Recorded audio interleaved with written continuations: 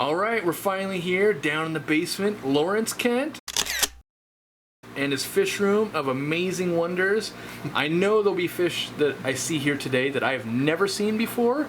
He showed me some pictures and stuff, so I've seen some stuff, but I know it's gonna blow your mind, so stay tuned. All right, so I think this whole middle row is 40 breeders, is that true? That's right, yeah. Okay, so what do we have in here? This is a fish I don't recognize. You're looking at that black-throated tilapia? Yes. Yeah, that's Ceratharodon milanotheron. That's a tilapine that I actually collected in Ghana a couple of years ago. It's a fish that can tolerate all kinds of different environments, including almost purely saline environments. I caught it in kind of like a brackish swamp in this area called Tema, about 40 miles west of Accra, the capital of Ghana. Yeah, I only got the one, unfortunately. Yeah, But that's a fish that actually has gone feral in certain environments. I think there might even be some rice-growing areas of California where you can find them. But almost nobody seems to have them in captivity. Yeah, and then the other fish, well, it looks like 2 other species inhabiting this tank. Yeah, so you see this one that's actually very, very active. Mm-hmm. This is something brand new to the hobby. It's called Danacalia. It's a new genus. Well, it's not a new genus. It actually was a genus that Ethelwyn Trovavas describes in her book on tilapines, but it's something that wasn't available in the hobby until very recently because they only live in Eritrea, north of Ethiopia, in desert areas. And it's a whole new genus that no one had before until, I think Oliver Locanus and then some Italian guy named Giorgio something went there maybe a year and a half ago and brought some back. And it turns out that they breed pretty well. So I got some from Matthew in Switzerland, in Oli Seehausen's lab, and also I got the rest of the group from what's our friend in Boston's name? Peter George. Okay. Yeah, so that's Danacalia. They call it species Shukuroi because I think that's the oasis area in the desert in Eritrea where they came from. And eventually the males develop yellow humps and probably get about twice as big as that. Okay. Yeah, it's an unusual fish, but they breed well, so a handful of people have them now. Good. Probably half a dozen people in the States have that fish right now. And then the other one that you see is more elongated. Mm-hmm. That's Prognathochromis perrieri. That is an interesting species. Those are juveniles. And I've got some adults over here on the right, but those, that species is actually from Lake Victoria, but it went extinct in the wild. And so it doesn't exist in nature anymore. It only exists in captivity. Okay. Yeah, and I also got them from Matthew when I gave a talk at the University of California down in Davis, so about 3 years ago. And he said at that time there's only about 3 or 4 people in the United States held them in captivity at that point. So he said, I trust you, Lawrence, so make sure you breed them. And they're not so easy to breed, but I had bred them and distributed a few, and then I've got, I think, 5 or 6 in this tank here, and then I've got the adults over on the right. Well, that's how I think I kind of met you, is you distributing these fish, because I would say most things we're going to see today is going to be the same way. Like, yep, only a few people in the United States have these, and a few of these, yeah, that's the case. In fact, there might be stuff here that might only exist here, actually. Yeah. And so, what do we have in the next 40 breeder over here? Yeah, these looks like a bunch of fry. These fish actually were born in Lake Victoria. They are from the Ugandan side of Lake Victoria, and they came back here as basically wigglers, shaken directly out of the mouth of a female haplochromine from the lake. So in Lake Victoria, there's 300 to 500 species of cichlids, and most of them are haplochromines that are similar in shape to these. And the males can be quite different, but the females all tend to look very similar, very drab, olive shape. Yeah. And so it makes it almost impossible to capture a wild pair, because once you capture a female, you have no idea, which species she belongs to. If you capture a male, it's distinct, but all the females look the same. So if you want to bring back a breeding group, what you do is capture a female who's holding and shake the babies or the eggs out of her mouth. because they're maternal mouth brooders. Right. And if you're able to get those back, then you grow up a whole group, and then you're going to have males and females siblings that eventually can breed and perpetuate the species. But you don't really know what you have until they grow up, and that's the case here. So it's like a surprise box. It's a grab bag, yeah. So these ones I named Haplochroma species Kasuli, because my friend Ali Kasuli, who's a Ugandan fisherman, helped me catch that fish. So we decided I'd give it the working name to name it after him. Now it might grow up to be something that already exists in the hobby, but it also might grow up to be something new that we don't have in the hobby, and that's kind of what we're hoping for here. Yeah, and so it looks like, did you bring back 61? Is that what the number means? Big 61? 61? No, it's G. It's G1. Oh, G1, okay. Group 1. Okay. Yeah, they're from November 2016, yeah. Because I actually brought back 4 groups. From 4 different females. Oh, wow. Yeah, and so we'll see once they get a little bit older how they turn out. Yeah, that Frontosa is beefy. Yeah, there's a couple of them in there. And the funny thing is, I've never been able to sex them. You know, I assume they're probably both males, but I'm not sure. They've never bred. And the other one hides behind that rock to the left, and if some food hits, then he or she comes out. But I bought those at the American Cichlid Association as 1-inch fry, probably 9 years ago, and we've had them ever since. Nice. Yeah, and they've had a whole series of different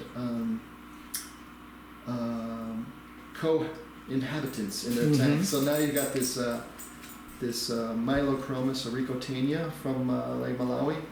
Wow. And those guys are getting a little bit old. They've been in there probably about 3 or 4 years. Yeah, I think they were in there last time I was. Well, I don't think I was here 3 or 4 years ago. So that green Nasutas, they were in there before. Okay. They've had a whole series of sort of haplochromite types that have been in there, feather fins and others. And then if somebody wants them, I'll give them away. But the Frontosas always stay. Yeah, I like the rock work.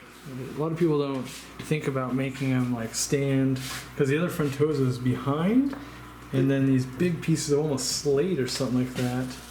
Yeah, it's a double-edged sword because it also covers up a little bit of the heater and stuff, partially at least. But then also the fish can hide there too, so you don't see the fish as much. But of course, the fish, that's good for the fish to have a secure place to hide out. Yeah. You can see there's a little bit of rippage on the caudal fin because they do wrestle each other a bit. You're using my favorite type of sand too. I love that sand. Yeah, I think I probably bought that sand from a place for pets. Yeah. Yeah. Yeah, it's not your average run of the day. It's like the right size. You wouldn't know it, but I do. In my van right now, I have 1,200 pounds of that because I picked that up so knowing funny. I was coming down. I'll pick that up before I come here. That's funny. That's funny. But I love that sand, and yeah, they love it too. They are sifting through it all the time, and nobody ever gets abrasion problems or anything like that. That guy is beautiful. This is for all my viewers that always ask me to keep fronts. I'm way more likely to keep it after seeing these in person. Yeah, I like that big nuchal hump on the forehead. Yeah, he's kind of dominant in the tank. Yeah, the problem is I feel like I always get bored when they're like 4 or 5 inches, 3 years old. I need to fast forward to now they're 10 inches. Yeah, it takes a while. Yeah. I'm sure if they were in a bigger tank, they'd be even bigger. And how long have you had those guys? Yeah, 9 years since they were babies, I think. Yep. Yeah. When the American Cichlid Association met in Sacramento, which I think was like the first year we moved here from St. Louis. And I went down there. It wasn't too far. Nice. About those guys. Ooh, this tank.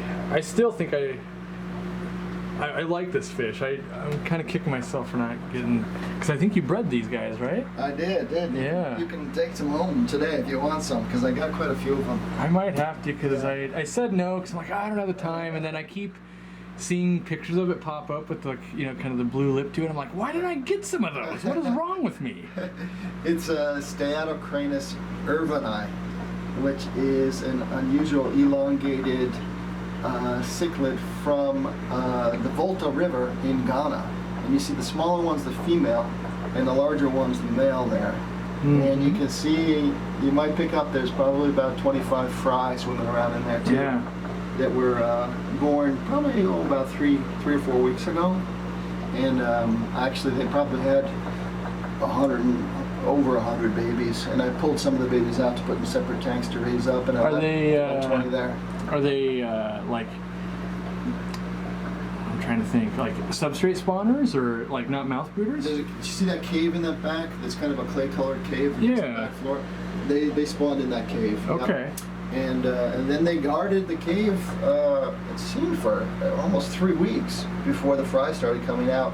And since then, they were just excellent parents, because there are other very aggressive fish in this tank, and they just protect their half of the tank from the hemichromas and the chromido tilapia that are in there, and keep them from attacking their babies. And it's worked out wonderfully. I actually. The big male I purchased from the wet spot in Portland. He only had one adult male. And this is a fish I've been interested in for a long time, and I actually looked very hard when I was in Ghana to try to find it in the wild my first trip. And the first trip I went all over the place looking for it, and I failed to find it. So when I came back, I saw at least I could buy one male from Steve. And then later I gave a talk on West African cichlids in Germany, Dülmen, Germany. Maybe a year and 4 months ago, and there I met with Uwe Werner, who's a big German cichlid specialist, and I told him I was interested in this fish. In fact, I made a presentation on my efforts to find this fish, and he gave me a pair, including that female. And then she was very small, and when I grew up with her partner, once they got to a certain size, she killed the other one.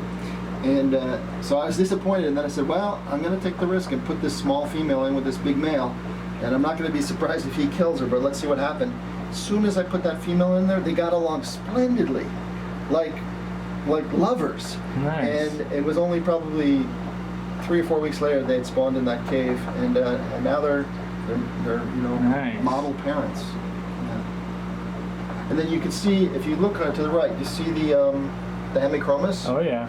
So that's Hemichromis leternoxi, which is one of the red cichlids that you rarely see in the hobby. Mm-hmm. A lot of those red cichlids look quite similar. The red jewels. I would tell you that they're, if you were just asking what is that fish, I'd be like, yeah, it's a jewel cichlid. Yeah, and it is a jewel cichlid. It's a Hemichromis, but there's I don't know, there's probably 8 at least species. Yeah. And we hear about the Gutatus and Bimoculatus and a few others. And this one is leternoxi, which is a species that generally comes from the desert, the Sahelian areas of Africa, going all the way up to Egypt. Now, these were actually caught in the middle belt, the savanna belt of Nigeria, and I actually took fin clippings and sent it to this guy in Germany, who's an ichthyologist at a university, and he's studying this genus of Hemichromis, and he saw the pictures and said, send me fin clippings so I can extract DNA and sequence it and find out what they are. And he did. I mailed him fin clippings, and then a couple of weeks later he's like, yeah, I sequenced it, and we looked at the DNA, compared it to databases, and it turns out it's a very good match for leternoxi. And we have species of that fish from Egypt, and it's a very good fit. So he said, I can't guarantee that that's the fish, but it's very close. So when I've bred them and shared them with friends, we've just called them Hemichromis, CF, like compared to leternoxi. And they've bred several times in that tank, and they also are very good parents. But if you leave the babies in there, eventually they get picked off by the other fish. I've pulled out the babies a few times and distributed to some friends. I'm surprised are they just as aggressive, less aggressive than other jewel cichlids? Because normally when they breed, do they just pin everything to the corner? Yeah, they do. They're really strong. I guess they're probably kind of typical in their level of aggressiveness, but those other fish are pretty tough too. Okay. Those Statochronus urbani that are looking at us now, they're not easily bullied. The fish that is somewhat bullied, you can see in the back behind the Congo tetra. That's a chromido tilapia guntheri, which also comes from, that's a wild-caught fish from Nigeria too. That's a wonderful fish. Unfortunately, I just have the one male. And then you can also see there's a Congo tetra in there, and there's a Nigerian red-eye tetra in there. the Arnoldictus spilopterus is the red-eyed tetra. If I get some of these fry off, you might have to make some kind of a biotope or something, because I'm always looking for a reason to really start bringing in some of these African tetras, because they're so expensive, but yeah, I'd have a reason to. Yeah, this is not a...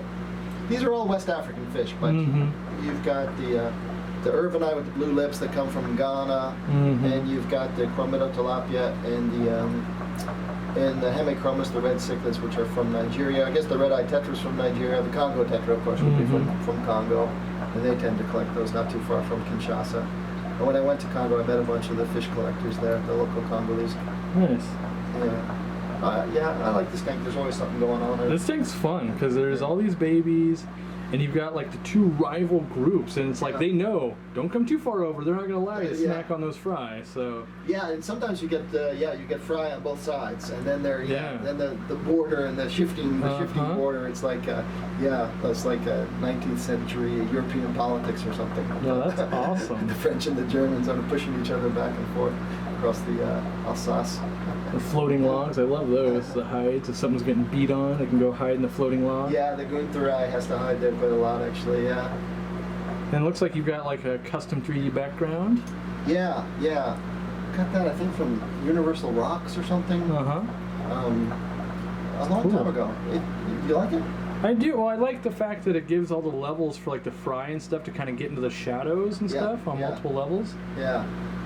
I think it adds a layer. Like when I watch that fry, he's acting different hiding underneath the ledge than when he does, with a fry do like out in the front of the tank. So it adds a layer, I think, of complexity.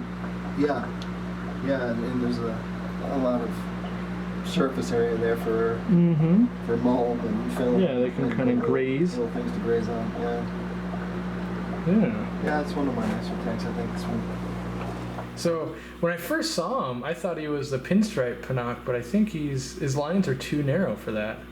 They told me he was Emperor. Does that sound familiar to you? I mean, that's the problem with the common names, right? Is like depending on where you are in the country, is the common name they're going to give some different stuff, but it could be. I think it's L204. So. Yeah, I like the kind of creamy stripes in it. Yeah. And then mascara barbs. Is that what those are? Mascara barbs. What do they call them? Like Sahandria Dawksonia? Yeah, Dawksii, I think is how you spell it, or something like that. Yeah, something like that. Yeah, mascara barbs. I bought those off of Lundblad down in the wet spot. When I gave a talk in Portland, and then he gave me a tour of the wet spot, and I saw those. Nice. And I was like, I would like to get some of those, so I bought those then. Yeah, I think that Danio is rare too. Is that the Brasilius Danio or Barilius? Yeah. Canarensis, I think it is. Yeah. Canarensis, yeah. I used to have a bigger group. I used to have 7 of them, but I think we're just down to 3 or 4 now. Yeah. Looks like one of my favorite plants, a big crinum. Yeah, the onion plant, the crinum. Yeah. It's got a little bit of. I don't really have the perfect balance here in terms of the plants and the lighting yet. Sure. Get algae and stuff. You can see it on the crinum. It's natural. But it's okay. And then you got the rose lines. The rose lines too. Yeah. They're still kind of smallish. Yeah, this is a fun tank. I've also got something else really special in here, which hasn't come out yet. And let me see if I can put a little. Let me step behind you and see if I can put a little food in there. See if I can get this guy to come out. Here's some more of that. Oh, there he's coming out now in the back of it. Oh yeah. Trying to think like Austrier leaf fish. What is that? That's It's Testudo anabas, which is a climbing perch or a walking perch. Yeah. And it's actually wild caught in Malaysia. Huh. And it'll get a lot bigger. It can breathe air. It's a labyrinth fish. And that's the fish that can, crawl across land using its pectoral fins as kind of like feet. And they kind of crawl and squiggle across land like a snake. Nice. And I've seen it. I've seen them doing it in Malaysia. No, in Cambodia. Pardon me. That fish is from Cambodia. Yes. And we've seen them in Cambodia doing that, climbing from one pond to the next. That's crazy. And then the story is, of course, that some people say that they've seen them climbing trees, and that's what they call climbing perch. But there's some people that don't believe that. I've never seen them climb a tree, but definitely I've seen them walk across land. Yeah. Because they can breathe atmospheric air as long as they're somewhat moist. That's awesome. Yeah, it's kind of an oddball. I don't know anyone else who owns that fish. Have you ever seen that fish in No. before?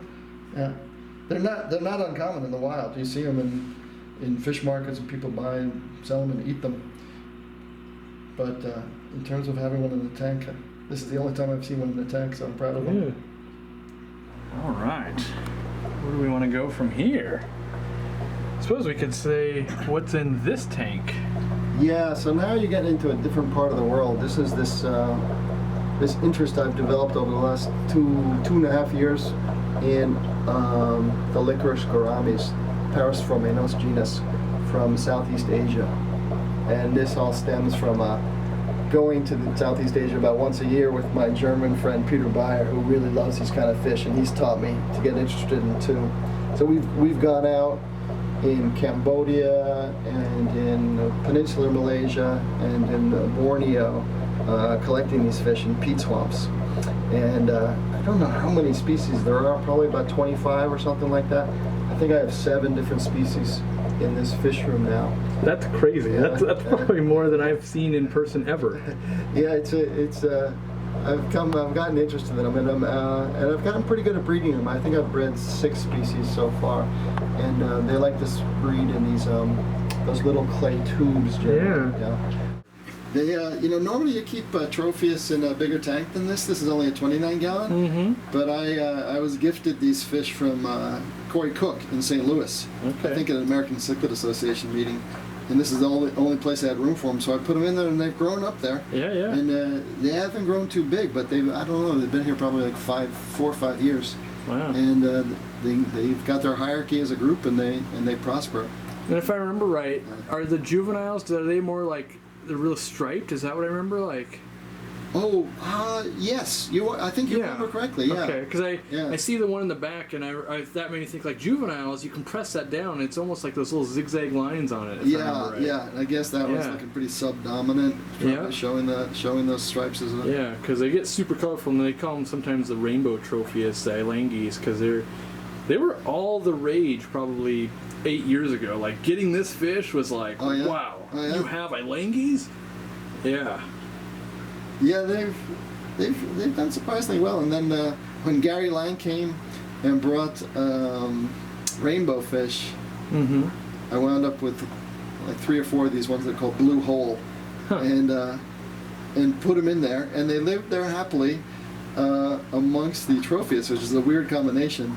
But then about 4 months ago, they started dying off, and you can see old age rainbows. That guy's. I don't know how long the rainbow fish lived there. Not that long. I want to say, well, being on camera, someone I'm sure on YouTube will tell me I'm wrong, but I feel like most people keep them a bit warm, and they kind of burn out at that 4 or 5 year. At least they get a lot weaker, and they just seem to look geriatric. Yeah.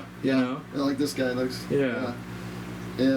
So he's probably I definitely know with some of the smaller rainbows and stuff, if you keep them too warm, you miss their breeding season, because it's till they're about 18 months old, and then it's just gone, and you can speed that up, and then pretty soon you're thinking you're growing the fish up. Turns out you've actually already missed the breeding on it. Oh, really? Yeah. Really? That's a small window, huh? Yeah.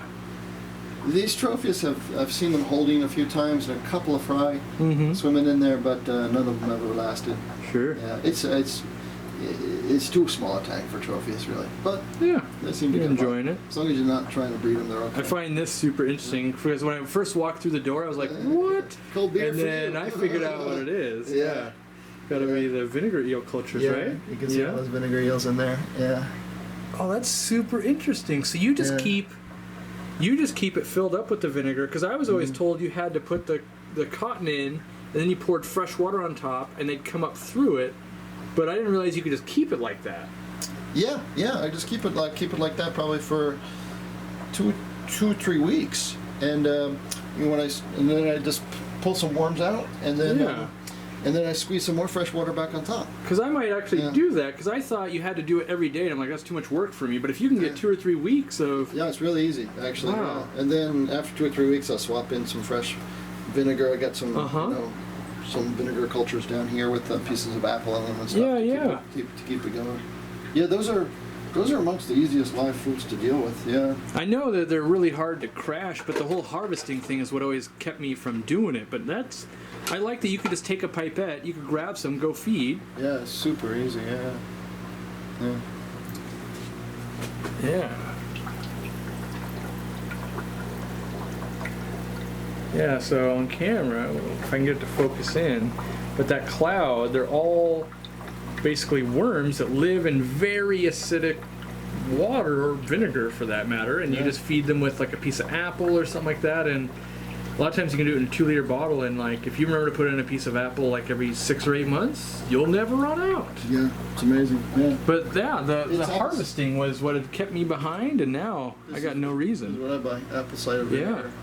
And this is, you can see it's got a bunch of muck on the bottom, because I keep this, when I'm done, I pour the old vinegar in there and put an apple in there and just let it, I keep reusing the same vinegar over and over again. Yeah. That's smart, because I mean, you're not really going to grow mold and stuff like that because it's so acidic. Exactly. And, Exactly. Yeah. So, yeah, and they don't smell or anything like that. Yeah. Yeah. See, that's why I love doing fish rooms. Is like I'll always take something like, oh, okay, I need to be doing that. That's me.